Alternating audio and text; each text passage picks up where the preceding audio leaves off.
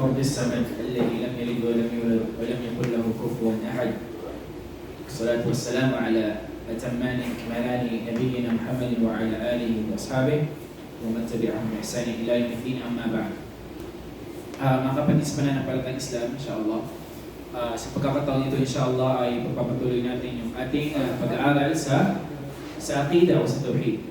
So, nakaraan ay tinalakay natin yung patungkol sa Al-Ihsan. Okay? So, ito yung an ta'budu Allah ka'annaka tarahu wa in lam yakun tarahu fa innahu yarak. Kung hindi mo man nakikita ang Allah subhanahu wa ta'ala, okay? Isipin mo kapag ikaw ay gumagawa ng ibadah, ay nakikita mo Allah. Kung hindi mo nakikita ang Allah subhanahu wa ta'ala, tunay na ikaw ay kanyang nakikita. So ngayon, insyaAllah ta'ala, ay sa pagkakataon ito, insyaAllah, ang tatalakayin natin is yung pag-mi'raj ng Propeta sallallahu alaihi wasallam, yung tinatawag nila al-Isra wal Mi'raj, at yung paghijra ng Propeta sallallahu alaihi wasallam mula sa Makkah al-Mukarrama patungong Madina al-Munawwara. Okay? So, أخذ على هذا 10 سنين يدعو إلى التوحيد وبعد ال10 عُرِض به إلى السماء. So, ang Propeta sallallahu alaihi wasallam, siya ay nagda'wa sa Makkah al-Mukarrama, sa Makkah, nagda'wa siya tungo sa kaisahan ng Allah subhanahu wa ta'ala na 10 taon. Okay? So, wala sa ibang ginawa kundi magda'wa, da'wahan yung mga kuffar ng Quraysh, mga non-Muslim na mga Quraysh. Pagkatapos ng 10 taon na iyon, siya ay pumunta sa as-sama, sa kalangitan. Okay? Tinatawag niya al-Isra. Ang Isra, ito yung paglalakbay sa gabi mula sa Makkah patungong Palestine, sa Jerusalem. Okay? At ano ang kanyang sinasakyan? Yung tinatawag na Burak. Okay? Ito ay mayroong janah. Okay, mayroong siyang bakbak. Ang Isra, yun yung gabi ng paglalakbay mula Makkah patungong Palestine. Pagkatapos, doon sa Bait al-Maqdis, patungong kalangitan. Okay? Yung tinatawag na al-Isra wal Mi'raj. Okay? So dito ay maraming mga usapin, lalong-lalo na yung iba, usapin nila dito patungkol sa Isra wal Mi'raj. Okay? So ang Propeta sallallahu alaihi wasallam, ilan sa mga dahilan kung bakit siya pumunta sa kalangitan para doon inobliga sa kanya ng Allah subhanahu wa ta'ala yung khamsuna salat. Yung una siyempre ay 50, di ba? Pero nung siya ay pabalik na, nasalubong niya sino? Sino propeta? Si Musa alayhi salatu wassalam. At sinabi niya, bumalik niya, sabi niya, hindi niya sabi niya kaya ng umma mo. Hindi nila kaya yung 50. Hanggang isa, umabot na hanggang 5. At sinabihan pa rin siya ni Musa alayhi salatu wassalam, pero sabi niya, nahihiya na siyang bumalik sa Allah subhanahu wa ta'ala. Pero sabi niya, yung 5 na yon ay katumbas ng 50 na sala, yung gantimpala. Okay? So, kung mapapansin natin, just imagine kung ang Allah subhanahu wa ta'ala, in-oblige siya sa atin yung 50 na sala. Wala na tayong time. Puro magsala. After ng ilang minuto, sala. Ayan, ikama. After ng ilang minuto, sala. Puro sala na lang. Diba? Kaya, alhamdulillah, bini'matillahi azza wa jalla wa karamihi, dahil sa ni'ma ng Allah at sa awa niya sa atin, ay ginawa niyang magaan sa atin. Okay? Nagsasala tayo na, ilan lang? 5 times a day. Pero ang tanong, kahit 5 times a day, ang iba ay hindi ba kayang gawin? Hindi kaya. Masyugul daw. Fishugul. Busy pa ako, sabi niya, sa trabaho. Marami pa akong ginagawa, marami pa akong inaasikaso. Wala akong time para magsala. Okay? So, nakakalungkot, di ba? Na ito ay kabilang sa haligi ng Islam, kaya dapat sa isang mananampalataya na pahalagahan niya. Ito ay hak ng Allah subhanahu wa ta'ala sa atin.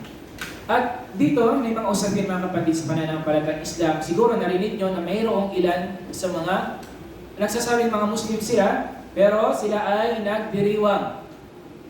Sa araw na Al-Isra, Al-Isra wal Mi'raj na ito. Okay? Ang araw na kung saan ang Propeta sallallahu alaihi wasallam na siya ay tumungo sa kalangitan ay pinagdiriwang ng ilan sa mga kapatid natin sa Islam.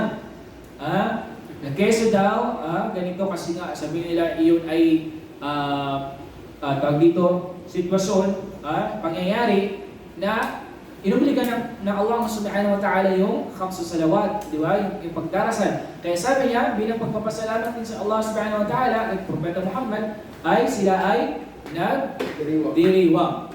Ngayon ang tanong, yun ba ay thabata ani Nabi sallallahu alaihi wasallam, thabata bil Quran, yun ba ay nabanggit sa Quran at sa hadith ng Propeta sallallahu alaihi wasallam? Ginawa ba yun ng mga sahaba, ridwanullahi alaihim? Ginawa ba yun ng mga tabi'in? Yung mga salaf, yung mga salaf al-umma, yung salaf ng umma na ito, di ba? So tayo sa Islam, hindi tayo pwedeng maggawa ng anumang pagdiriwang maliban na lang na ito ay merong dalil sarih. Ibig sabihin, merong authentic na dalil mula sa Quran at sa Sunnah ng Propeta sallallahu alaihi wasallam. Kahit na yung bagay na nakikita natin na mabuti, sa tingin natin, merong benefit sa makuha doon, merong kabutihan, pero kung wala yung dalil sarih, walang authentic na dalil mula sa Quran at Sunnah at sa ijma' ng ulama, ay hindi marapat sa atin na isagawa iyon. Siyempre kabilang din doon yung pinag-uusapan ngayon sa social media. Yung magdiriwang ng kaarawan ng Propeta sallallahu alaihi wasallam, katulad din nun, walang matibay na dalil na ang Propeta sallallahu alaihi wasallam ay inutusan niya tayo na magdiwang. Kahit na yung mga sahaba ng Propeta sallallahu alaihi wasallam, sinasabi nila, yun ay alamat hubbi lin Nabi sallallahu alaihi wasallam. Sinasabi nila yun ay palatandaan ng pagmamahal kay Propeta Muhammad. Ibig sabihin na sinabi mo, parang sinabi na mas higit pa yung pagmamahal mo kaysa kay Abu Bakr as-Siddiq, kay Umar, kay Uthman, kay Ali radiyallahu anhu, at kay Abu Hurairah radiyallahu anhu, at iba pang mga sahaba na mas malapit kay Propeta sallallahu alaihi wasallam. O kay Aisha radiyallahu anha. Ngayon, parang sinabi mo na mas higit pa yung pagmamahal mo kaysa sa pagmamahal nila. Na sila naabutan nila mismo ang Propeta Muhammad, nakasama nila ang Propeta Muhammad, marami silang nasa ulong mga hadith ng Propeta sallallahu alaihi wasallam. Pero magkagayon pa man, hindi sila nagsagawa ng pagdiriwang sa kapanganakan ng Propeta Muhammad sallallahu alaihi wasallam. Faman nahnu, sino tayo? Tingnan natin yung sarili natin. Hal wasalna ila manzilatihim? Umabot na ba tayo sa level antas nila sa iman o pagpaniniwala nila kay Propeta Muhammad? Umabot na ba tayo sa antas ng pagsasagawa nila sa sunna ng Propeta sallallahu alaihi wasallam? Hindi tayo umabot sa level na meron sila. Sa iman nila, pagsunod nila kay Propeta sallallahu alaihi wasallam. Di ba? Tayo, subhanallah, kaya parang ajib, talagang nakapagtataka na sinasabi nila na yun ay palatandaan ng pagmamahal nila kay Propeta Muhammad. Si Aisha radhiyallahu anha, asawa niya.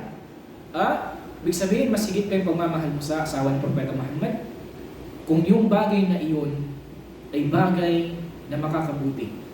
Mayroong benepisyong makukuha, lasabla ka na bidali. Ibig sabihin, sila yung mas nauna sa atin na gagawa noon. Lalo na si Abu Bakr as-Siddiq.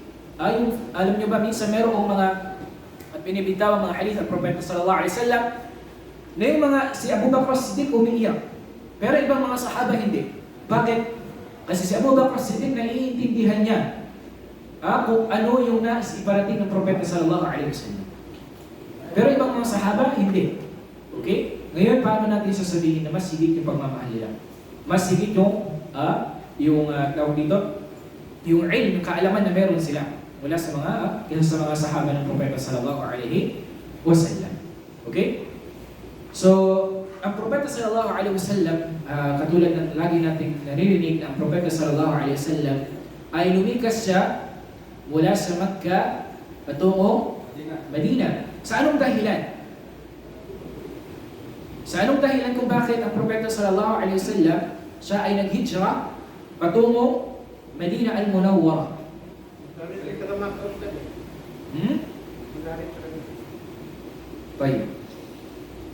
Dahil ang mga kufar ng Quraysh ay pinagbawalan sila na magda'wa sa Makkah. Okay? Ilang idols yung meron sa Makkah na sinira? 300. 300? 300 mahigit. Ha? Nasa 300 plus. Okay? Okay. So napakaraming mga idols, yung mga ribulto. Diba? So yun. Yun yung nung panahon noon ay napaka-laswa, sabihin natin tindi no, yung pagmamahal ng mga non-Muslim sa kanilang mga ribulto. Doon sila humingi ng kanilang biyaya, yung kanilang mga pang-araw-araw ng pangangailangan, hindi sa Allah subhanahu wa ta'ala. Okay? So, yung paglipat o yung paglikas ng Propeta sallallahu alaihi wasallam patungong Medina ay amr min amrillah azza wa jalla. Yun ay utos mismo ng Allah subhanahu wa ta'ala. Okay? Sa utos ng Allah subhanahu wa ta'ala kay Propeta Muhammad na sila lumikas patungong Medina. Okay? Dahil doon ay kaya nilang magda'wa, kaya nilang ipalaganap yung Islam. Okay? Kaya ang mga muhajirun, sila yung mga taong galing ng Makkah. At yung mga Ansar, sila yung mga taga Medina. Kung subhanallah, kung mababasa niyo lang yung qissa, yung sira nabawiyya, yung talambuhay ng Propeta sallallahu alaihi wasallam, yung simula nung sila ay naghijra galing Makkah patungong Medina, at yung mu'akha, yung brotherhood sa pagitan ng Ansar at mga muhajirun ay hindi yun kayang tumbasan o hindi kayang pantayan na sino man sa atin. Okay? Yung tinatawag nila khidma, yung pag-entertain nila doon sa mga sahaba ng Propeta sallallahu alaihi wasallam. Okay? So, ang hijra, kung ang kanyang kahulugan, al-intiqalu min baladi syirki ila baladi islam. Ito yung paglikas mula sa lugar na mayroong pagtatambal patungo sa lugar ng mga Muslimun. Okay? Kaya tayo, mayroong ilang mga kondisyon. Okay? Mayroong mga kondisyon sa paglipat. Halimbawa, sa isang lugar, wajib sa iyong lumikas kapag sa sarili mo, alam mo na hindi mo kayang isabuhay yung Islam. Okay? Halimbawa, sabihin natin, yung government doon ay pinagbabawalan kayong mga Muslim na magtayo ng pagdarasal. Gayon din, hindi kayo pinapayagan mag-fasting. Halimbawa, yung mga kababaihan ay hindi pinagbabawalan silang mag-hijab. So, kapag ganun na yung kalagayan ng mga Muslim doon, ay wajib na sa kanila lumikas at pumunta sila sa lugar ng mga Muslim.